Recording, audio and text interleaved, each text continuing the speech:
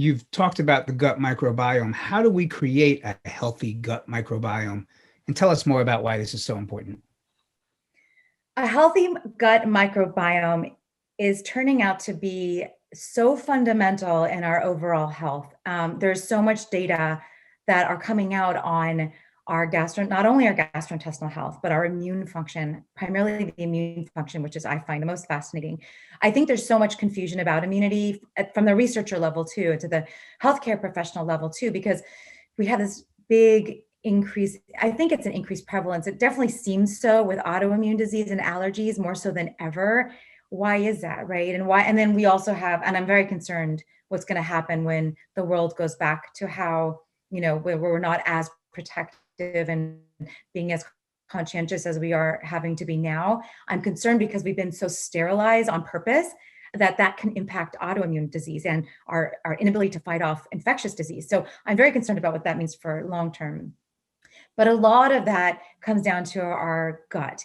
And how do we get a healthy gut and how do we get a healthy profile? There's like a milieu of different profile, like different, there's all these different types of bacteria and there's all these different, how much of this bacteria, and it changes. It's really kind of beautiful. It's like bones, like it's constantly changing, evolving based on where you are and what you ate and what you eat and what you drink and who you're exposed to.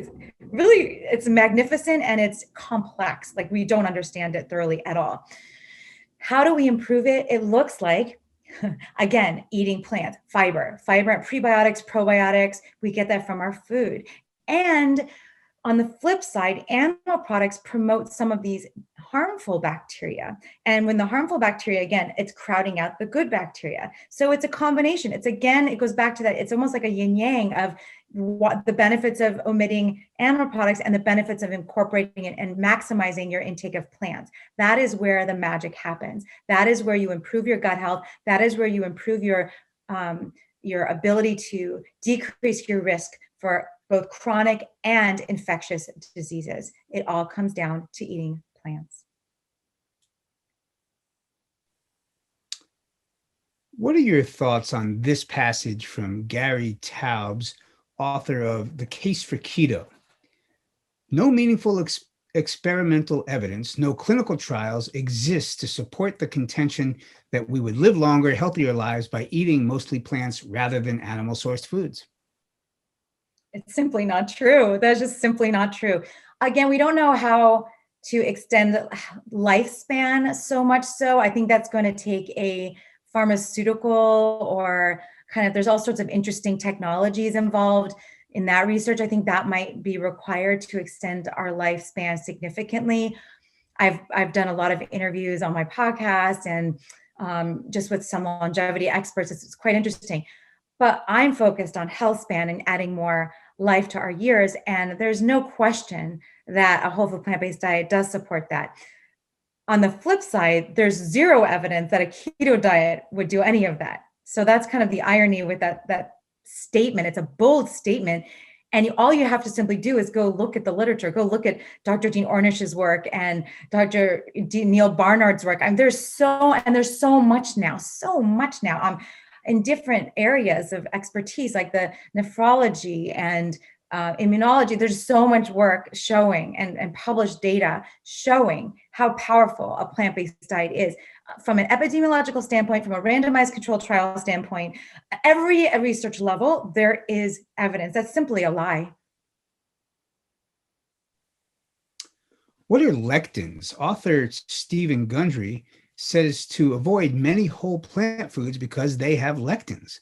What have you found with your own clients? It's so funny because if you look at the blue zones, the longest lived populations around the world, they have one food group in common that they all consume, and that is legumes.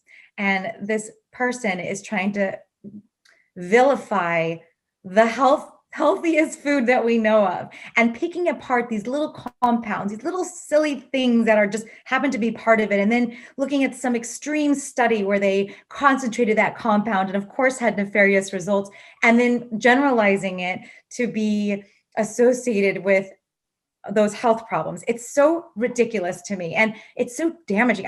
What I don't understand is how that gets so popularized in the media. Like, I don't know why people just love to hear that. Maybe because they don't want to eat legumes. Maybe because, it's a compelling argument. Media can really manipulate the way we receive these data and the way we apply it into our daily life. And it's a little scary because that is so false and misleading and wrong, but yet people want to believe it. So, no, lectins aren't going to cause any problems, because if you avoid plant foods, that's where the problem comes in. It's like you get into the weeds and you get so far into the weeds and you're splitting hairs so much that you can make some kind of random argument, but then the craziest part is that people actually listen and believe it.